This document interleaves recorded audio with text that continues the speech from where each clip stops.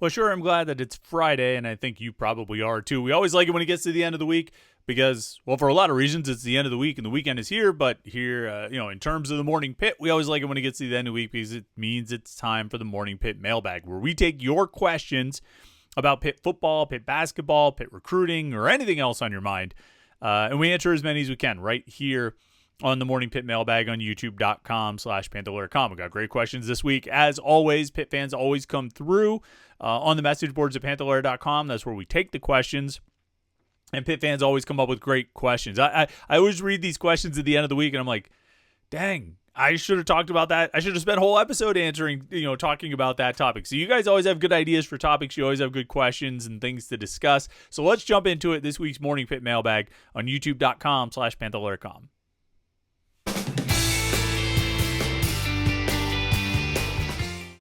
Yeah, it's a Friday edition of the Morning Pit, youtube.com/Panther-Lair.com. Friday means it's time for the mailbag, where we take your questions about Pitt football, basketball, recruiting, transfers, anything else on your mind, and answer as many as we can here on the Friday edition of the Morning Pit. You know, what we always ask you to do, of course, is like this video and subscribe to youtube.com/Panther-Lair.com. If you subscribe to youtube.com/Panther-Lair.com, then you can turn on your notifications and make sure you never miss any of our Pitt video content. These daily Morning Pit videos, our weekly live show that we do every Wednesday night, except on the Wednesdays when we don't do it. And so, or if we change the time or something like that, you want to make sure you don't miss any schedule changes. Well, subscribe to youtube.com/Panther-Lair.com and turn on those notifications, and then you will be able to keep up with everything. We won't catch you off guard at all. You'll know everything that's coming here at youtube.com/Panther-Lair.com. And, of course, check out the website Panther-Lair.com to get all the Pitt sports news you can possibly handle, plus the best message boards that you're going to find. I think it's the best online community of Pitt sports fans, and it's right there at Panther-Lair.com. If you're looking for the place where Pitt fans are talking about Pitt sports, that's it, Panther-Lair.com. All right, and that's where we take all the questions for the mailbag, and we'll put up a post every week on the Between Fifth and Forbes message board asking for questions, and Pitt fans come through every week. And Jake Hyper09 starts us off. Hi, Chris. Hope you had a great trip. How do you think the new transfers on the basketball side fit into the plans this year? Well, I did have a great trip. If you've never gone to Utah on a vacation, you absolutely should.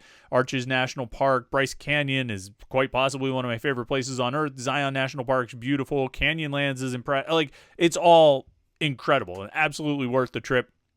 I didn't want to come back to Western Pennsylvania after being in Utah, but it was a little bit disorienting when I would wake up at 6 a.m. and it was already 8 o'clock, in the morning out here in Pittsburgh, and that threw me off a little bit. It changed sort of my regular routine and rhythm of things, and that would take a little getting used to. It'd be harder to cover Pitt from the Mountain Time Zone than it is here on the East. So I guess we'll stick to living in Pittsburgh for a while. The new transfers: Noyes Indrusitis, Deshaun Jackson, DeMarco Minor, and Barry Dunning Jr.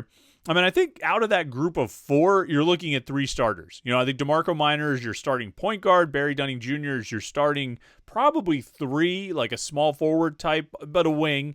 A wing player, whatever position you want to call it, where you want to call it 3 or 2, wing, small forward, whatever it might be. I think he plays somewhere in that group.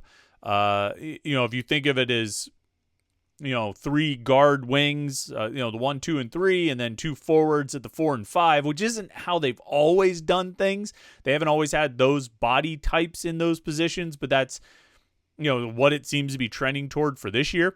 If you view it that way, then Dunning Jr. probably fits in as a 3. I think if they want to go a little bit smaller at the 4, they could, they could probably use him, there in a smaller lineup. But, I think he fits in as your starting 3 for this year. Like I say, so Minor's your starting point guard. Dunning Jr. is a starting 3. And then I think Deshaun Jackson's your starting center. I think those 3 guys were targeted and prioritized to be starters. Not necessarily the fact that they were among the first 4 commitments, but I mean, I think that's what the Pitt staff was looking for with those guys. They brought them in to be starters. They brought them in to really sort of be the mold of what they want this team to be. Minor is a physical, experienced point guard. Jackson is a big physical center. Dunning Jr. is a scorer. He's a guy who's going to help put points on the board. It's probably more of a natural scorer and shooter than Zach Austin was, and he's got a lot of athleticism, and he can come off screens, and he can do things with the ball in his hands. But probably more than what Zach Austin was able to offer. And so, I think that's the role for those three guys. And then Noyes Indrusitis, I think, comes off the bench. Maybe there's a world where it works out that he ends up getting into the starting lineup, but my guess is he'll come in to be a bench piece as a sophomore. And, presumably, or depending on how they fill out the rest of this lineup, him and Brandon Cummings would be, the top two reserves coming in, particularly in the perimeter and the backcourt. So, that's what I see. So I think, Minor, Jackson, Dunning Jr. are, looking at starting jobs, and Indrusitis is, looking at a top reserve, kind of one of the top reserves coming in off the bench for this season. That's sort of how I see it. All right, Pitt Fan 2016 has a long one here, but I appreciate how this whole thing, this whole question says. Hi, Chris. I've been looking at the 247 rankings for players in the transfer portal and noticed that Bengali Kamara was rated 0.89 when he transferred from Pitt last year. But when he went back into the portal this year from South Carolina, he got a rating of 0.92. Given he only had 9 tackles in 3 games at South Carolina, the only logical reason for this bump in the rankings is you now being part of 247, given how high you were on Kamara while at Pitt. Yeah, that was actually part of the deal to come over here. I said, guys, I'm only going to come over here if you upgrade Bengali Kamara's transfer ranking. Yeah, it's an injustice to have him below 0.9, and so our compromise was 0.92. I mean, that was one of the major sticking points in the contract. I would have been here in November if not for that. I kid. Pitt Fan 2016 goes on and says, mainly just wrote the top part since I thought people who have followed you would find the bump in recruiting as amusing as I did. But in all seriousness, I was wondering, what role do you and Jim play, if any, in the rankings of transfer portal players? I know these players all get evaluated in high school by scouts, but once they're in college, I have to imagine that those that run sites for specific programs probably have the most insight on how a player has progressed since getting to college. So when a player from Pitt enters the portal, are you submitting a ranking for them, or does 247 have a separate scouting department now to evaluate how players have done since being at a school? End quote.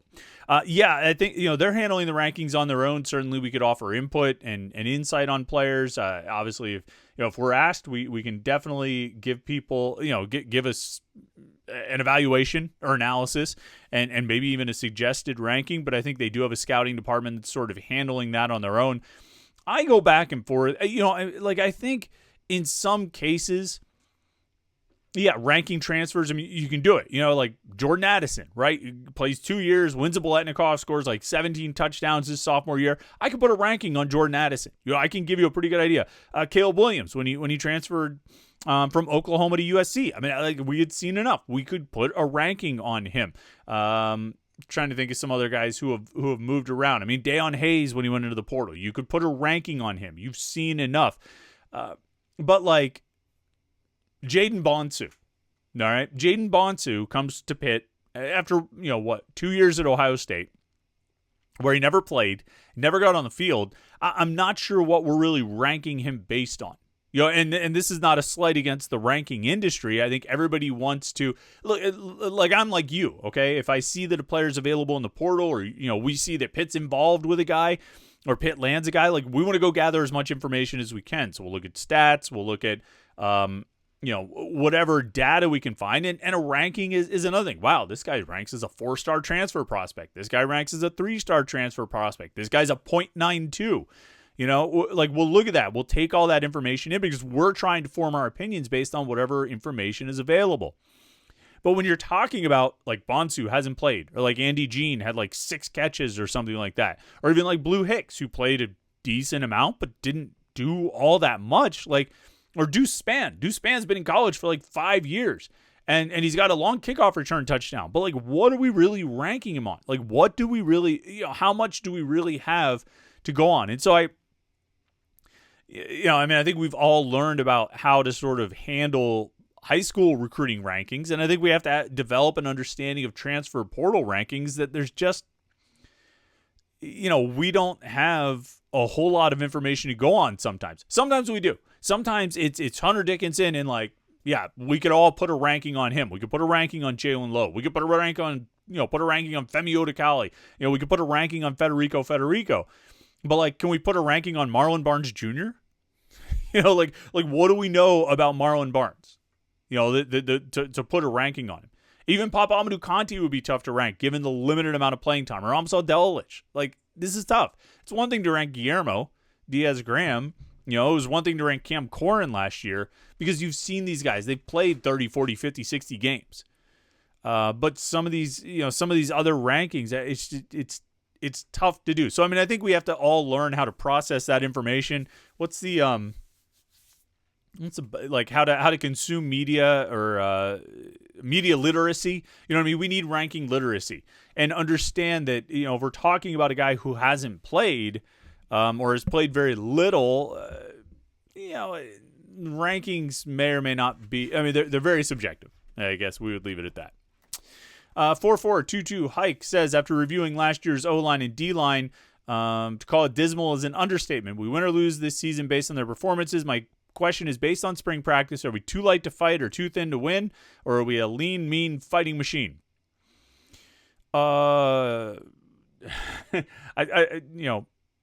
If you're asking me, are they good or bad, or are you asking me specifically about their weight? Is the offensive line, did they lose too much weight? Ryan Baird looks like a different guy. He has slimmed down a lot. I don't think there's any question about that, and I think that's good. I think that's a good thing. Kendall Stanley and Jeff Percy and Keith Gouveia, who just got here, haven't really been able to adapt their bodies to that level of conditioning like Bear and BJ Williams and Lyndon Cooper and these guys have, who played in it all of last year. And so, if we're asking about weight or conditioning, I don't really know. If you're asking about whether they're good or bad, I think the offensive line is better than it was a year ago. I think it has been upgraded. I think it hurts the depth to lose Terrence Enos because he was an experienced guy who had played and started. But I think overall, it's a solid potential starting five with better depth than they had a year ago. And so I think it's an upgrade on the offensive line. The defensive line, I think it should be better than it was in 2024. And there's a few reasons for that. One, I'm pretty high on these defensive tackles. And, they didn't do a lot last year. But I think all those guys are a year older. You know what I mean? Sean Fitzsimmons is a redshirt junior now. Nick James is a redshirt junior now. Isaiah Neal is a redshirt sophomore. Now, Francis Brew and Jasir Whittington are second-year guys. They've all got experience, and I think they're all going to be much better for it. And I think the coaching staff is pretty high on the defensive tackles as well. I think I got a real sense this spring that the staff has high expectations for the tackles, and maybe not in the way of putting up big numbers, but opening up opportunities for the ends and the linebackers to make a lot of plays. And so if you don't have that guy putting up 11.5 sacks or something like that, like a Kalijah Cansey, Jalen Twyman, Aaron Donald type, it can be a little bit tougher to evaluate the play at defensive tackle. But I think we'll see it with some of the, I think we'll see it with some of the, play against the run, and some of how the linebackers and defensive ends succeed. Are the defensive ends going to be better? That's a big question. That's probably one of the biggest questions facing this team this year. I think their transfer portal additions and Blaine Spires and Joey Zielinski and Jaden Moore, to me, right now, look better than last year's additions of Nate Matlack and Chief Borders and David Ojebwe. And I think, it's a little bit unfair because we watched Borders and Matlack and Ojebwe play a whole season and not do very much. Matlack got close a lot of times and didn't really finish enough plays. Borders didn't really make any plays at all, and Ojebwe never got on the field. Spires, Zielinski, and Moore, I think, are better fits for this defense. They have more experience playing in a 4-3 defense as the 4-3 defensive end. That wasn't what, Chief Borders was doing in Nebraska. He was a stand-up, something, outside linebacker type. Nate Matlack ditto, playing as a stand-up outside or a 3-4 defensive end, not a stand-up outside linebacker. He was playing as a defensive end in a 3-4 defense, which is very different from that 4-3 scheme. And then David Ojeboy really hadn't played at all at Clemson. And so I think there's reason to believe Spires, Moore, and Zielinski will be better, better fits for this offense, or excuse me, this defense. And I think they'll just be better and more productive overall as it is. So I think there'll be an upgrade there. How much of an upgrade, and will it be enough of an upgrade? I don't know. But as I sit here right now on April 25th, I do think the offensive line and defensive line as a whole, both units will be better than they were a year ago. Will they be good enough to turn 7 wins into 10? I don't know. But I think they will be better. Diehard Panther says, wants to know, what are the odds of Hakeem Williams playing for Pitt this season? What are the odds of Kenny Johnson playing for Pitt this season? I have no idea about the odds. Williams looks like Colorado and Syracuse is the main competition. Maybe Colorado, the primary battle there for Pitt.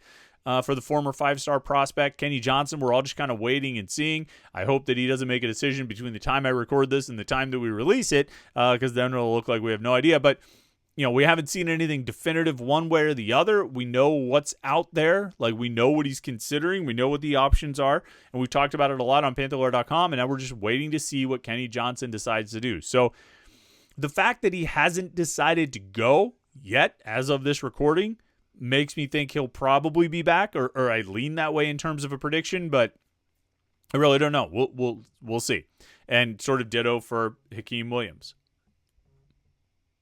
Atwood 409 says, how many more years are you going to keep up the charade that you're not a Pitt fan? You don't have to pretend you're not anymore. Look at Bill Simmons and Dave Portnoy. They lean into their fandoms and have thriving sports media companies. Your entire professional life is somewhat tied to the success of Pitt sports, and you went there. Come on. Admit you're a Pitt fan. You're holding to 1995 journalistic practices in 2025. Embrace it. You're no better than the rest of us. First of all, Dave Portnoy does something very different from what I do here. And I'm not going to get into what I think Dave Portnoy does. It's obviously been very lucrative for him to tap into a certain part of the, let's say the adolescent. No, I don't even want to say adolescent, but he's tapped into a certain part of the male psyche that I can't say is necessarily what we're going for here at Panther-Lair.com. For a lot of reasons. I would certainly like to have Dave Portnoy levels of success, but I think that's a very different thing from what we do here. And Bill Simmons is he has built himself. It's the best way to say this. He himself is the commodity far more than I am here.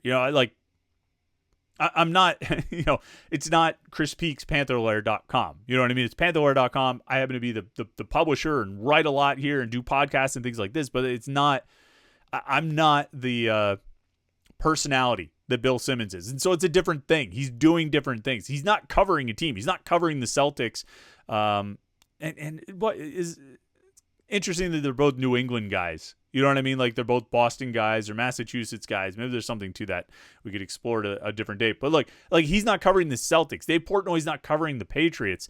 Like, covering a team is something different, particularly when you do what we do, which is so heavily involved with recruiting. And I think that's why it's always been important to maintain some level of separation and objectivity, is because of the unique thing that we do. Like we're not just writing a fan blog here.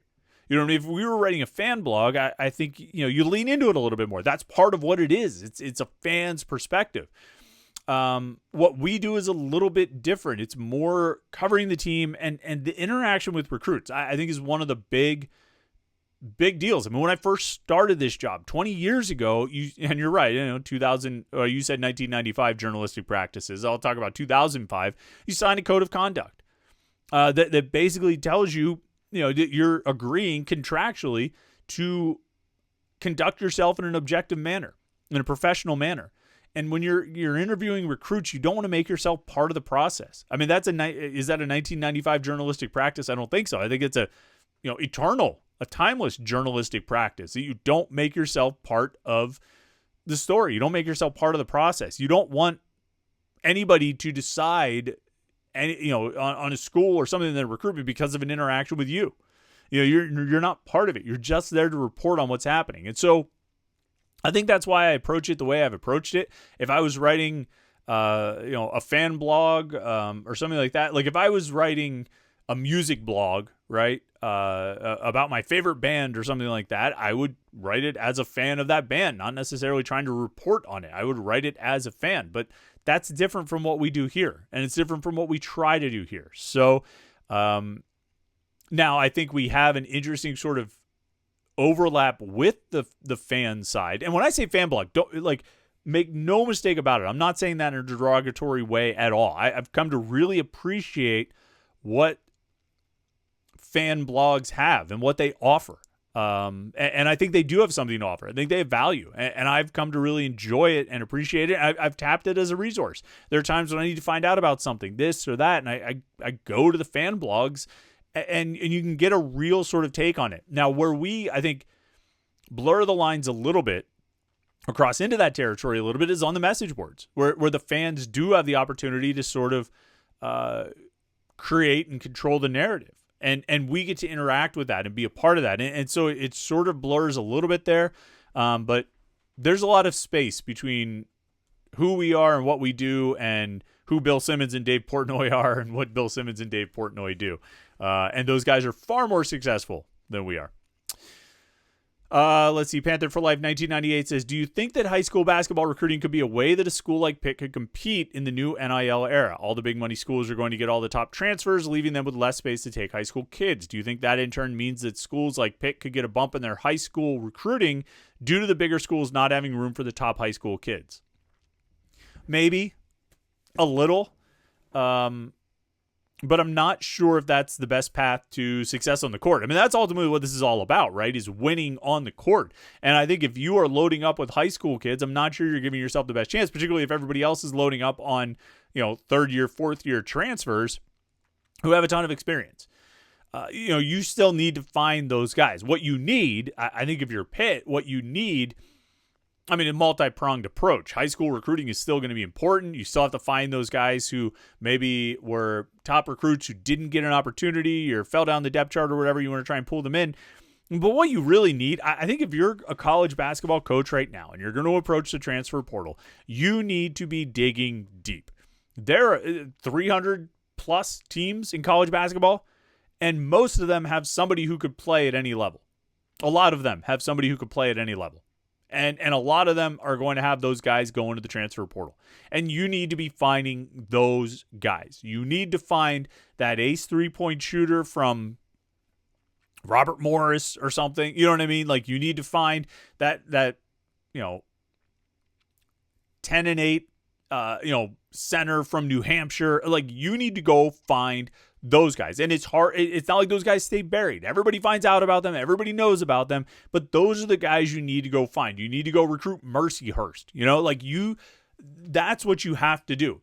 And find those veteran players, because you might be able to get slightly better high school kids than you used to, under what you're proposing here, that spots get filled up and that kind of thing. You might be able to get slightly better high school players, but does that help you much when you're going up against teams that already recruit good high school players and they're bringing in veteran transfers, quality veteran transfers?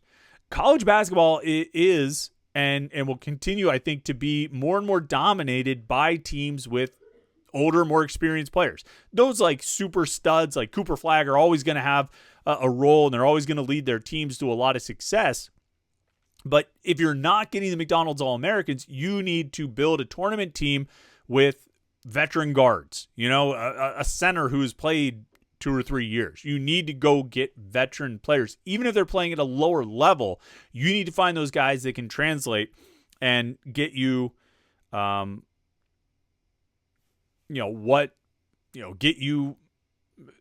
you need in terms of, filling the positions and,